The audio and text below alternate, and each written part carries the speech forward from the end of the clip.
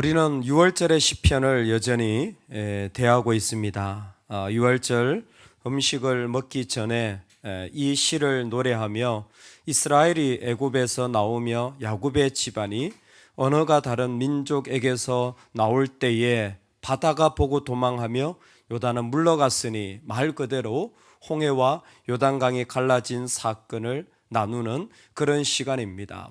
아마 식탁의 자리에서 이와 같은 이야기들을 하며 그들은 하나님이 그들 가운데 어떻게 역사하셨는지를 나누는 이야기입니다. 지금은 그렇지 않지만 우리가 먹는 베이글이라는 빵, 동그란 빵 있죠. 빵집에서 파는 이 빵의 유래를 보면 17세기에 폴란드에 살던 유대인들이 폴란드에 도움을 받게 되어집니다.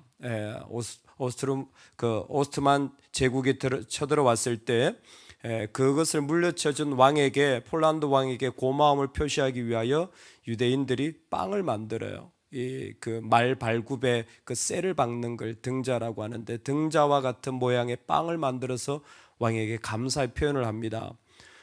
그것을 독일어로 위겔이라고 하고 영어로는 베이글이 되었다라는 게 일반적인 정설입니다.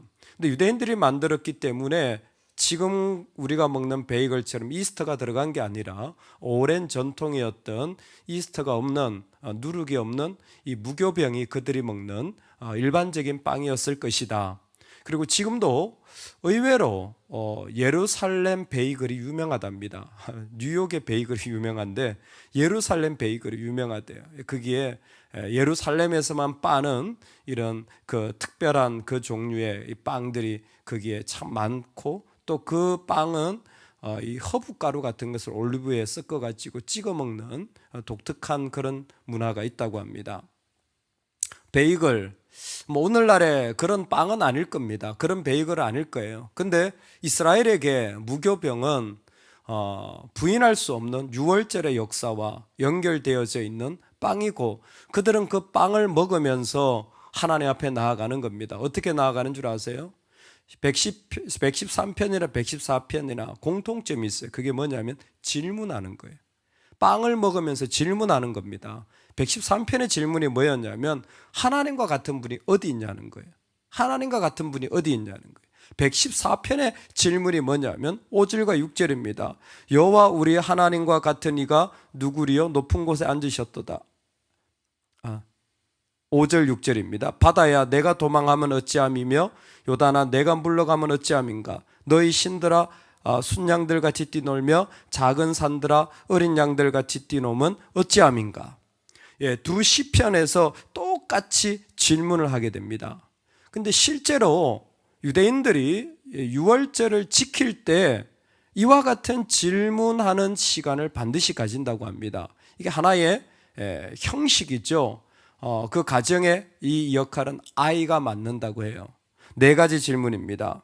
왜 오늘 밤은 다른 밤보다 특별한가요? 두 번째, 다른 밤에는 유교병도 먹는데 왜 오늘 밤에는 무교병만 먹나요? 세 번째, 다른 날에는 허브에 전혀 찍어 먹지 않는데 이 밤에는 왜 2번 허브에 찍어 먹나요? 그들 나름대로 전통이 되어져서 만들어진 모습입니다. 성경에 나온 모습과는 조금 다르죠. 네 번째, 다른 밤에는 평상시처럼 먹는데 왜 오늘 밤에는 특별한 의식과 함께 저녁을 먹나요? 아이가 이렇게 질문을 한답니다. 그러면 그곳에 있는 어른이 이 질문에 대한 대답으로 이제 출애굽기 이야기를 설명해 주는 거죠. 하나님이 우리가 노예로 있을 때 우리에게 역사하셔서 구원해 주셨다라는 이야기를 하게 되는 겁니다. 그 이야기를 시편 기자는 그대로 땅의 바다, 요단강, 산, 작은 산들, 그 모든 일들을 통하여 이 땅에 하나님의 권능이 계시다라는 겁니다. 하나님이 역사하신다라는 거예요. 여러분, 참 우리에게 구체적으로 필요한 시간이 이런 시간이 아닐까 싶습니다. 어떤 시간? 진짜 하나님을 주고받는 그런 자리 말입니다. 뭐 하면서? 식탁에서 특별한 음식을 먹으며, 그게 이스라엘에겐 오늘날의 베이글과 같은 것이잖아요. 그 뭐 대단한 건 아니잖아요. 그런데 부모님의 지혜가 여기 있다고 생각합니다. 특별한 음식을 준비하여서 그곳에 특별한 하나님의 이야기를 심어 놓을 수 있다면 이 아이들은 어디에 있든지 하나님을 기억할 거예요. 근데 우리의 역할이 뭐냐면 시편 그대로입니다. 질문을 던지는 거예요. 질문을 던지는 거예요. 어제 수요예배 말씀을 나누고 참 마음에 요즘 계속 기도하는 제 기도의 제목이에요. 우리 성도님들의 믿음의 모습은 어떻습니까? 근데 어제 말씀에 그대로 있더라고요. 터전은 있는데, 콘크리트 바닥은 있는데 기둥만 세워졌고 그걸 집이라고 말하는 거, 그걸 믿음이라고 말하면 얼마나 힘드냐. 지붕도 있어야 되고 벽도 있어야 되는데 자꾸 보여지는 거예요. 하나님 믿음의 모습이 어떻습니까? 그냥 교회 다니는 거 말고요. 이젠 더 이상 그런 거 안 해야 되는 시대인데 그냥 뭐 사람 크게 모이고 많이 모이고 일 많이 하는 거 말고요. 진짜 그 사람의 믿음의 모양이 어떻습니까? 하나님 우리 아이들의 믿음의 모양은 어떻습니까? 구체적으로 나누고 물어보니까요. 생각처럼 제가 생각한 것만큼 하나님 앞에 가까이 가 있는 것 같지 않을 때가 많습니다. 가슴이 철렁하는 거죠. 가슴이 철렁합니다. 그럴 때 정말 이런 이 시편이 필요한 것 같아요. 같이 빵을 먹으면서 같이 식탁을 나누면서 그 안에 실제적으로 하나님을 나누는 이야기들, 하나님과 같이 엎드려지는 시간들. 이제 여름이 다가오죠. 제가 부탁을 드립니다. 꼭 가정 수련회 좀 하세요. 여행 계획 좀 그만 잡으시고 가정 수련회 계획 좀 잡으세요. 여러분은 이제 좋은 시즌에 어떻게 우리 아이가 말씀을 배울까? 말씀을 배울 기회들을 좀 고민하세요. 누구한테 맡길 일이 아니잖아요. 어떻게 내가 이 아이를 이 시간에 있을 때 말씀으로 먹여서 이때 세워질까? 이스라엘의 지금 이 전통은 그들 나름대로의 고민이라면 오늘 복음을 가지고 있는 우리가 바로 이와 같은 질문을 던져서 과연 하나님은 어떤 분이신가? 어떤 모습으로 지금 이 가운데 있는가? 우리가 살펴봐야 되지 않을까 생각합니다. 이 질문을 던졌더니 땅의 바다 요단강상 작은 산들도 어떻게 하냐면 땅이여 너는 주 앞 곧 야곱의 하나님 앞에서 떨지어다. 할렐루야. 야곱의 하나님 앞에서 떨지어다. 이것은 출애굽기를 살펴보면 시내산에서 하나님이 임하실 때 온 산이 크게 진동하며 라는 말씀을 그대로 시편 기자가 삶 속에서 고백한 것 같습니다. 땅이여 너는 떨지어다. 얼마나 놀라운 말씀인지 그 삶의 하나님 앞에 그 하나님 앞에서 땅이라도 움직여지고 어떤 문제라도 움직여지고 할렐루야 어떤 삶의 믿음 없던 모습이라도 움직여지고 땅이여 떨지어다. 그 앞에 하나님의 경외심 앞에서 다 무너지고 세워지는 거예요. 여러분 하나님 앞에서 떠는 모습이 있는가? 반면에 출애굽기를 읽어보면 모세를 불러들여서 경계를 쳐라, 옷을 빨아라, 나팔을 불어라, 그리고 모세에게 말해주는 모습이 있어요. 그게 하나님 앞에서 진동해야 될 모습인데 하나님 앞에 진동하지 않는 자들이 범하는 죄가 뭐냐면 그들이 이 산에 밀고 들어올까 두려우니라. 떨지 않으면 밀고 들어가 버려요. 하나님을 경외하지 않으면 내 모습이 그냥 밀고 직진해 버리는 거예요. 내 목소리가 커지고 내 삶이 커지고 내 생각이 커진 거예요. 내 눈에 보기에 느껴지는 게 큰 거예요. 하나님이 어떠신지가 전혀 관심이 없어요. 하나님 그걸 금하신 겁니다. 경계를 치라. 여러분 모세 입장에서는요 얼마나 당황한 이야기인지 몰라요. 왜? 모세의 평생의 역할이 뭐냐면 인도자였습니다. 그는 애굽에서부터 역할을 부여받은 게 이 백성을 인도해내라는 거였어요. 그래서 트레인을 받은 것도 정말 평생을 해보지 않은 일이지만 극단적으로 바뀌어서 인도자가 됐잖아요. 근데 시내산에 가면요 그의 역할 인도자가 필요가 없습니다. 뭐가 돼야 되냐면 중재자가 돼야 돼요. 완전히 다른 역할이에요. 중재의 역할을 해본 적이 없습니다. 근데 시내산은 중재자가 필요한 거예요. 그 거룩하신 하나님 앞에 경계를 치고 빨래를 하고 뭐 나팔을 부는 일을 왜 내가 해야 되는 겁니까? 왜요? 그렇지 않으면 밀고 들어가니까. 그 죄성에 밀고 들어가니까. 그래서 그 앞에서 하나님 앞에 준비하는 겁니다. 그 모든 것이 무엇입니까? 하나님의 권능을 인정하고 그 앞에 하나님에 대한 존중과 경외심을 온 마음으로 가질 때 일어나는 현상이 땅이 진동하듯이 그 영혼이 하나님 앞에서 녹아지고 무너지는 거예요. 여러분, 이게 신앙인입니다. 우리 밀고 들어가지 않아요. 하나님 당신 어떻게 생각하든지 말든지 내 자세를 밀고 들어가지 않아요. 여러분 예배할 때요, 자세도 잘 잡으셔야 돼요. 밀고 들어가지 않아요. 함부로 하지 않아요. 특히 우리 교회 여기 밑에 발판이 있는데 발 올려놓지 마세요. 여러분 좀 편안하게 어떻게 딱 잡아가지고 조금 있으면 자야지. 벌써 주무실 자세를 찾고 있다고 어떤 성도님이 보고는 저한테 얘기를 하시더라고요. 목사님, 성도님들이 어떤 분들은 주무실 자세를 벌써 잡으시더라고요. 신발을 벗고 발을 올려놓고 뒤로 딱 기대어가지고 조금 있으면 자야지. 할렐루야. 피곤하시면 주무셔도 됩니다. 많은 하나님 앞에 나를 밀고 들어가지 마세요. 그거 아닌 거예요. 하나님 앞에 떨림으로 내 모습을 세워가야 되는 거예요. 내 영혼이 무너지는 그 자리에 서는 것이 우리에겐 절대적으로 필요한 겁니다. 이게 신앙인의 모습이에요. 여러분, 사람이 총 관계를 유지하는 방법도 똑같습니다. 누군가와 총 관계를 유지하는 것도요, 밀고 들어가지 않아요. 함부로 말하지 않습니다. 반드시 경계를 지켜줘요. 존중해 줍니다. 어떻게 막말을 한단 말입니까? 그건 반드시 회개해야 될 일들이에요. 총 관계는요, 반드시 선을 지켜요. 절대 그 이상을 말하지 않습니다. 그렇게 할 수가 없어요. 제 지도 교수님을 만날 때마다 제가 느껴지는 게 있어요.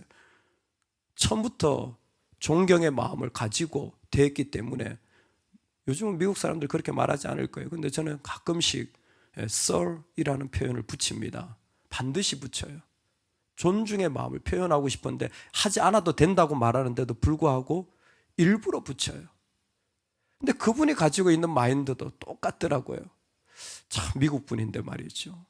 그 신학교에서 가르치는 거 보면 저는 배웠어요. 미국 문화에 저녁 8시 이후에 전화하는 건 무례하다. 그 절대로 사생활 방해하니까 그렇게 하면 안 된다. 학교에서 그런 문화들 자연스럽게 배워요. 근데 그분은 수업 시간에 이렇게 얘기해요. 당신들은 10시, 11시 전화 받아라. 미국 목회자들은 근무 시간이 딱 정해져 있습니다. 8 to 4. 그러면 8시부터 4시까지 근무하고 집에 가서 운동하고 가족들과 시간이 보내요. 그분은 이렇게 얘기해요. 교회 일이 있으면 달려가라. 집에 있지 말고. 9시간, 10시간 가라. 말씀드렸죠. 부모님 모시는 것 때문에 지금도 부모를 옆에서 모시면서 직장을 팽개치고 하루 일과가 너무 바쁜 거예요. 케어하시느라고. 제가 물었어요.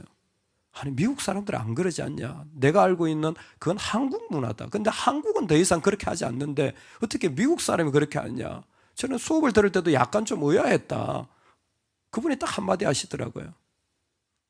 Christian first, American second. 나는 미국 사람이기 전에 크리스찬으로서 해야 될 일을 하는 거다. 그게 답인지는 모르겠지만 내가 크리스찬으로서 하나님 앞에 부름받고 살아가야 될 삶을 사는 게 먼저라는 거예요. 내 영혼이 누군가를 만날 때 경계를 지켜주고 떨림이 있어야 되고 내 영혼이 하나님 앞에서 내가 살아가야 할 떨림이 있어야 되는 겁니다. 할렐루야. 땅이여 떨지어다. 여러분, 우리가 이게 중요한 거예요. 그 떨린 마음으로 하나님 앞에 나아가는 게 유월절의 역사라는 거예요. 그냥 반복이 아니라 그 땅이여 떨지어다. 내 삶에 있는 것들이 하나님으로 말미암아 그 너무 소중하고 너무 중요하기 때문에 그분이 말씀만 하면 내 영혼의 모든 기준이 다 무너지고 내 생각들이 무너지고 내 삶을 옮기게 되고 결단하게 되어지고 내 땅이여 내 삶이여 떨지어다. 떨지어다. 할렐루야. 떨지어다. 얼마나 하나님을 소중히 여기고 얼마나 하나님을 중요하게 여겼으면 떨지어다. 움직일 수 없는 것처럼 보여도 그 자리가 떨려서 세워지는 그 자리를 이스라엘은 기억하고 살고 싶었던 겁니다. 자녀들과 있고 싶은 자리가 뭐냐? 내 마음이 떨린 자리예요. 하나님으로 말미암아 떨린 자리, 그 자리를 얘기하고 싶었던 거예요. 그들에게 구원은, 그들에게 믿음의 자리는 날마다 하나님 앞에 떨리는 마음으로 내가 다 무너지는 그 자리가 되어진 거예요. 여러분, 떨리는 그 모든 마음과 현상으로 말미암아 시편은 고백합니다. 이 땅이 성소가 되고 이 땅이 그의 영토가 되어지는 거예요. 유다는 여호와의 성소가 되고 이스라엘은 그의 영토가 되었도다. 전능하신 하나님, 세상을 다스리는 하나님의 임재가 있어지게 되고 통치가 실제적으로 일어나는 겁니다. 여러분, 우리 삶의 자리가 성소가 되길 소망합니다. 내가 살아가는 자리가 하나님의 영토가 되길 소망합니다. 하나님의 임재가 일어나는 자리. 그래서 구체적으로 그들은 성소를 지금 식탁 위에 세우는 거예요. 그 성소를 지금 내 가정 안에다 가져다 놓는 겁니다. 뭐 하면서? 베이글을 먹으면서. 베이글을 먹으면서 같이 가는 거예요. 말씀을 준비하다 보니까 그런 말이 있더라고요. 친구라는 말, 영어의 컴퍼니, 동료라는 말인데 이 컴이라는 말이 원래 빵에서 왔답니다. 뭔가 함께 한다라는 말이거든요. 근데 이 말이 빵에서 왔대요. 그러니까 진짜 친구는 누구냐면 빵을 같이 먹는 사람이라는 거예요. 진짜 빵을 같이 나눠 먹을 수 있는 사람이 친구라는 그런 어떤 생각이 강하답니다. 어떻게 보면 오늘 우리가 영적인 동력자로 같이 해야 될 게 뭡니까?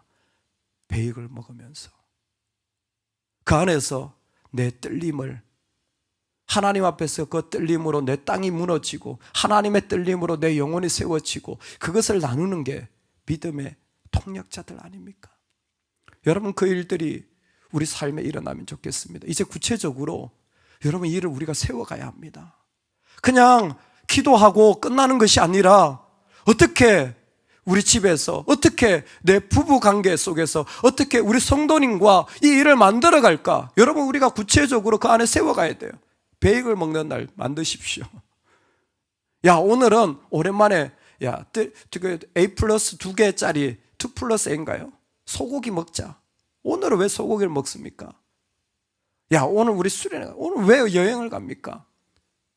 우리 자녀들과 우리 믿음의 사람들과 함께 이런 일들이 우리 안에서 고백되어지는 은혜가 있기를 간절히 축원합니다. 아멘. 우리 같이 한번 기도하겠습니다.